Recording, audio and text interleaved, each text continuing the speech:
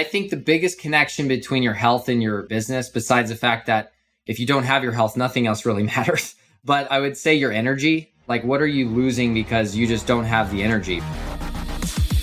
Welcome to the High Voltage Business Builders, a show where we interview entrepreneurs growing and scaling their income through e-commerce and showing you the path to make your first or next million. Hey everybody, welcome back to the High Voltage Business Builders. It's your host, Neil, and I have here with me Brandon Poulin, who's going to be talking today about e-com, business, marketing, and his successes that he's achieved with him and his wife and his family. Welcome to the call. Let's do it, man. Glad to be here. Yeah, dude, it's awesome to have you on. I've watched, as I mentioned in our pre-green room, you've grown and moved, and I've seen you guys shaking in the market and doing some amazing things. So I'm honored to have you on today to talk a little bit about those successes and stuff. Let's get into some of that. Like, share some of the things like now, and then we'll go back in history, hit the Wayback Machine a little bit, and talk about your past. But what is it right now that you're just fired up about? What is it that you're working on right now that people should know about? Oh man, I mean, right now I'm really digging in and getting my hands dirty in our marketing side more than I was.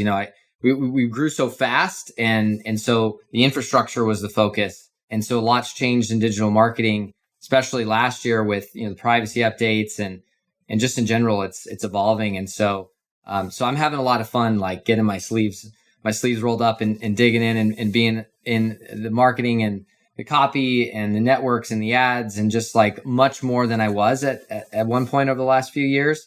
So I just realized you have to always stay close to sales and to marketing and to where the rubber meets the road, right?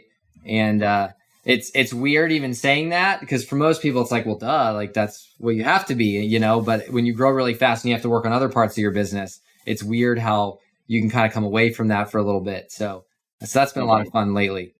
No doubt. So it's growing from an operator into the business owner and then into the executive. Like there's an evolutionary path, and it sounds to me like you're on that evolutionary path right now, right? Yeah, absolutely. Yeah. I mean, I have an executive team, and I have 7 direct reports, and I'm very out of the day to day at this point with LadyBoss. But man, I mean, there's just nothing like digging into where you can really make results happen. And that's funny because you kind of jump around. That's what I've noticed in your business, right? It's like there's always like you can't grow past the weakest link or the weakest area, right? Like if you can't support the customers you're getting, you can't get more customers, right? If you can't sell them, then none of the other stuff matters, right? If you don't have inventory, then you can't do it either, right? So there's all these areas where you have to really kind of jump around based on the need, right? So for those who aren't familiar yet, Brandon, what is LadyBoss, and what is this business that you've been working on for a while now? Yeah, so LadyBoss is a women's health and lifestyle platform. And so we help women lose weight, get healthy, and really the goal is to help change their family tree, right? So we have different modalities of how we help them do that.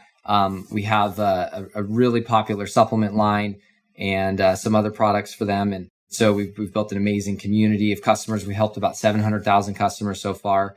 My wife had a huge transformation herself personally.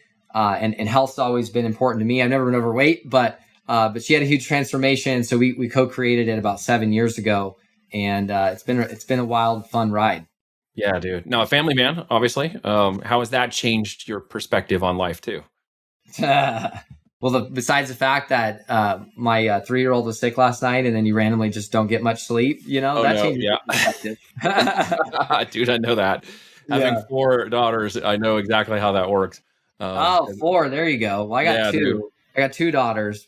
Oh, good daughter, bro. Daughter. Nice. Yeah. Nice. Daughters are different, man. If you're on a pattern of 2, I can only warn you what might happen next, right? The pattern is emerging. I've got into 4. I kept waiting, where's that boy going to show up?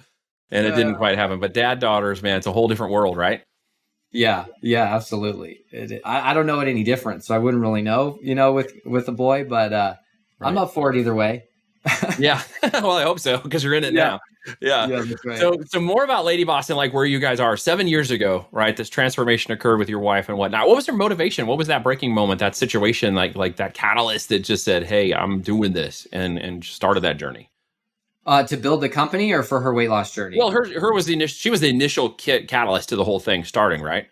Yeah, I mean, really it started, we were both, we actually met through a network marketing company. So we were both in like the health and weight loss and supplement industry, just, under the MLM umbrella or pyramid or whatever you want to call it.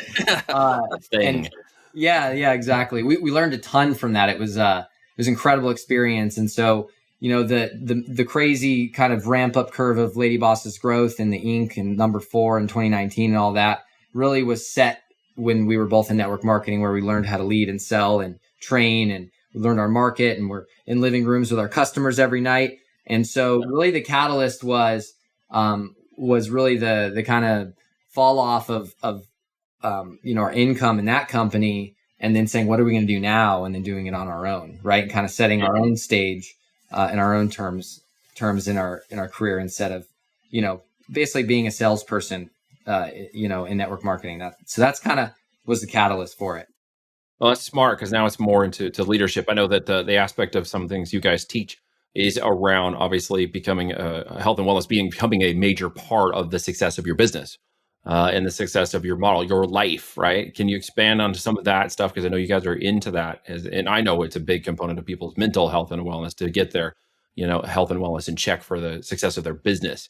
What are some things you guys could share? We should share with me literally about things that you should be doing in your health and wellness to really turn around your business. Like, this is a connection point, right? Yeah, I think the biggest connection between your health and your business, besides the fact that if you don't have your health, nothing else really matters.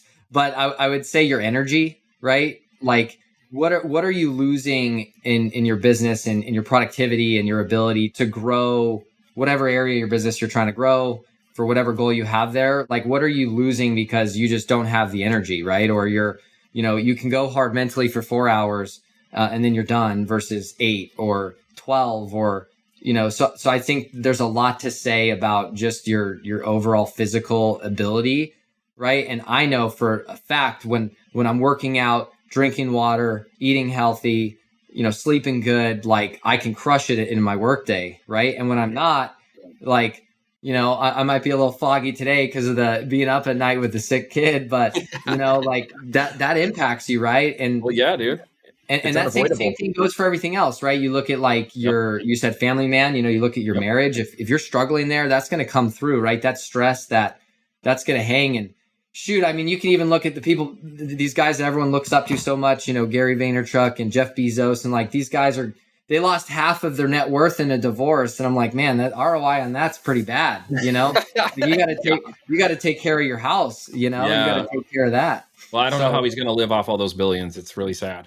Yeah, I'm sure they'll be fine, but just in principle, it's like, yeah, absolutely. Like, you can't neglect these other things, right? And it's like, we all want to be like the most successful and be in the rat race, but even if you win, you're still a rat. You know what I mean? Like, that's a good point. You're still chasing the cheese. And I'm sure there are some people chasing cheese all the time, and they're maybe listening to this. What are some tips that you would give somebody who's maybe their energy's a little low and they're feeling a little down, their mindset's really hard, and maybe they're just trying to break through in their business and they're struggling? What would be some tips you could offer them today? Yeah, I think the biggest, easiest, simplest thing that's so ridiculously stupid is just like drink water. Like, it's mind blowing. Most people are so dehydrated. It's insane. We overeat because we're dehydrated. We have fatigue because we're dehydrated. You hear about people like, oh, I went to the hospital, and it's like, what happened? They're like, well, it turns out I was dehydrated. And I was like, that's insane. It's like, we just don't think about it. Literally. Yeah. Well, I have to brag because it literally, thanks to some of the stuff I saw from you, I've got a giant, like 64-ounce Bubba thing of water sitting on my desk. It goes away. Like, look at that monster, right? I love it. So I think that's a big one.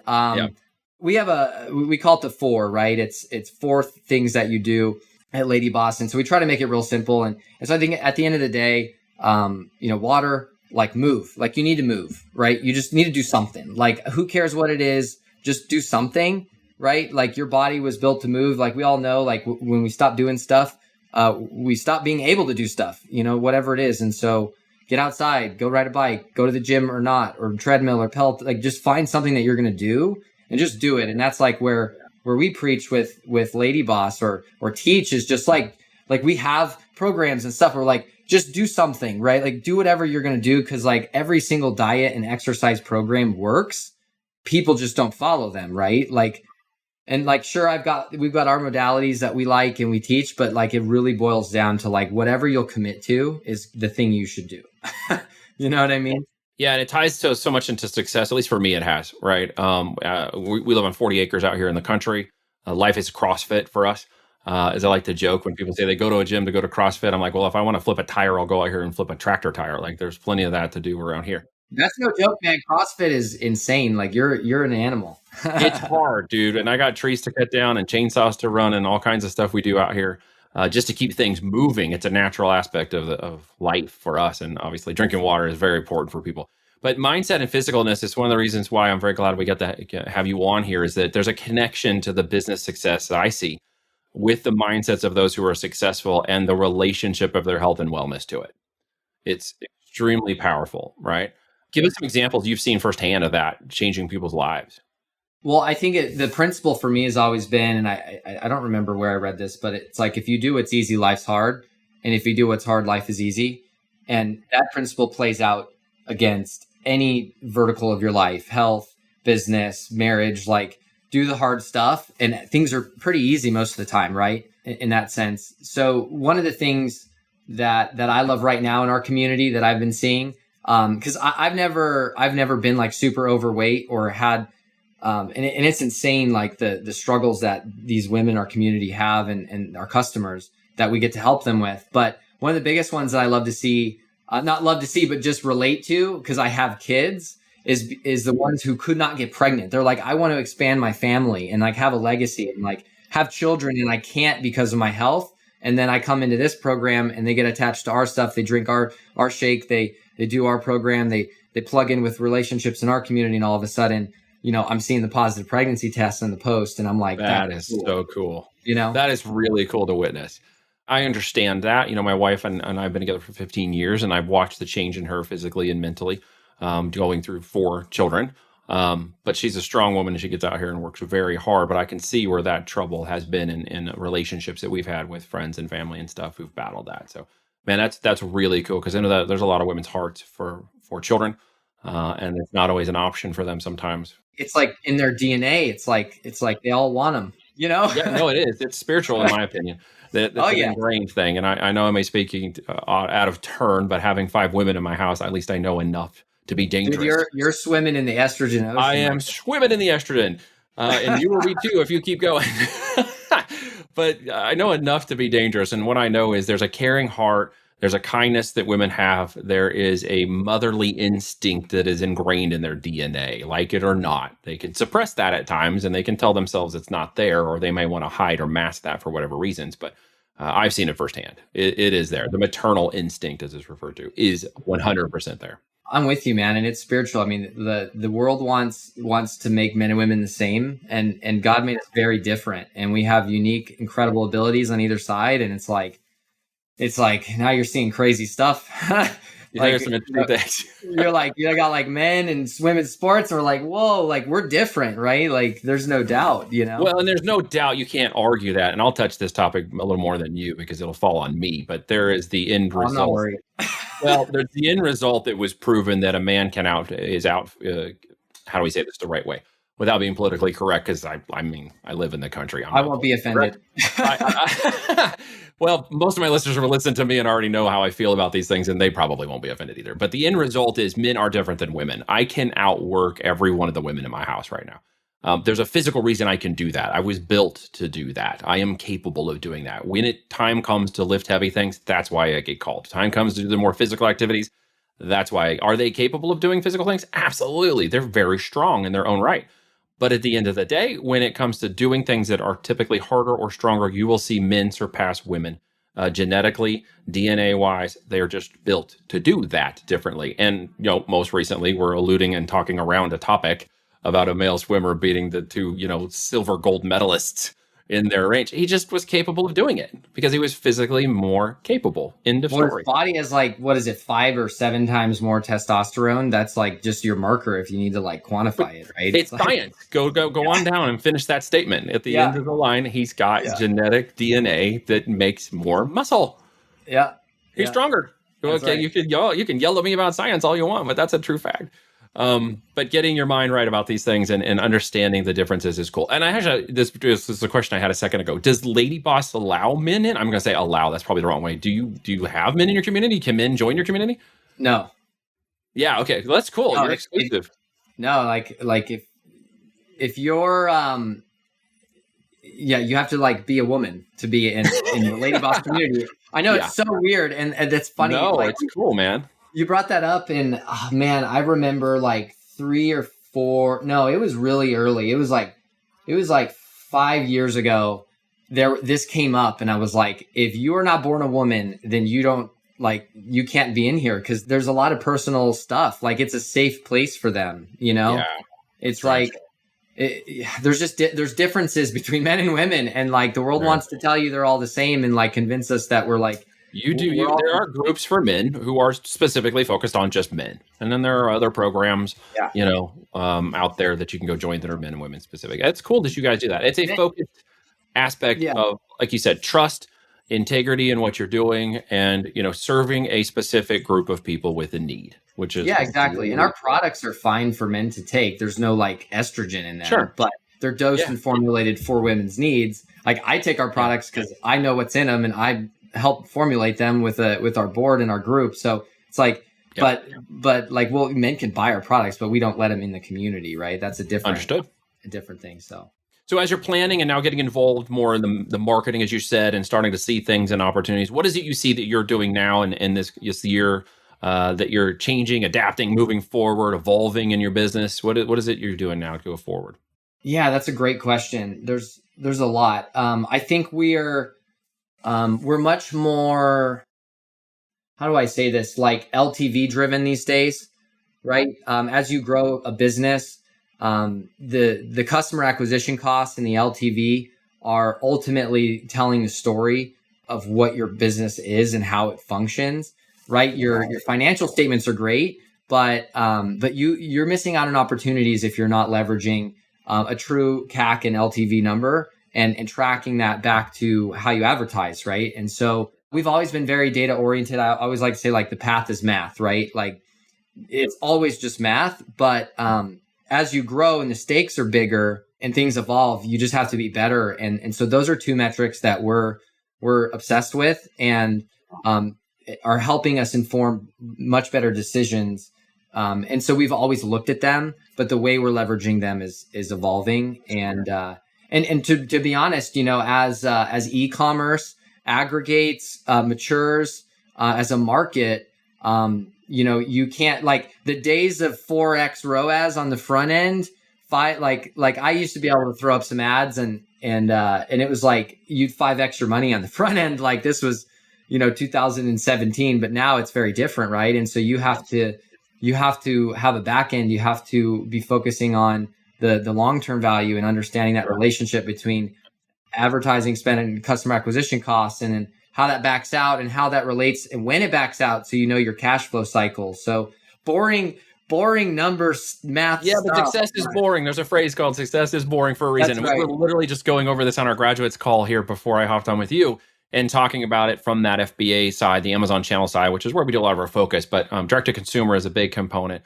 of obviously moving those brands forward. You're on the direct to consumer side. We were talking a little bit about that, but the same principles apply. We were looking at LTV, lifetime value of the customer. We were looking at intrinsic brand building and moving into direct consumer as you grow and exist your brand, and realizing that even with Amazon, so many people, and like you were just saying very astutely, think that all the money's made in the first product and the first sale.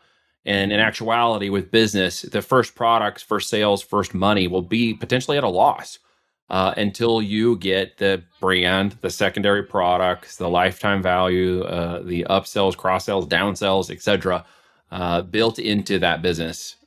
You won't actually have a real brand. You won't have a long time brand. That's for darn sure. Yeah, and if you just look at the largest companies with the most funding, sometimes their play is 5 years. We're going to lose money, Way off. and then we're going to start because we've calculated this and we're looking at that long term, right? And so the better your math is, the longer term you can look, and essentially the more you can compete, right? It's a great reminder today for folks who are listening. Maybe you're on your first product, first funnel, first Shopify store, even in your first ads. That's just the step one. Like, don't stop there. Yeah. Brandon's a good example of 7 years to an overnight success in what he's doing, and it's come a long way. And I'm very honored to have you on today and sharing some of this amazing information. How will people get involved with you if there's ladies listening and they're interested in this community and they want to know how to maybe lose the weight, gain the confidence, who knows, maybe get pregnant in the future. How do they get connected with you? Not pregnant from you. That didn't come out right. Yeah, we won't help you get pregnant, but well, you support your goals there. Yeah. Yes, you have to help yourself.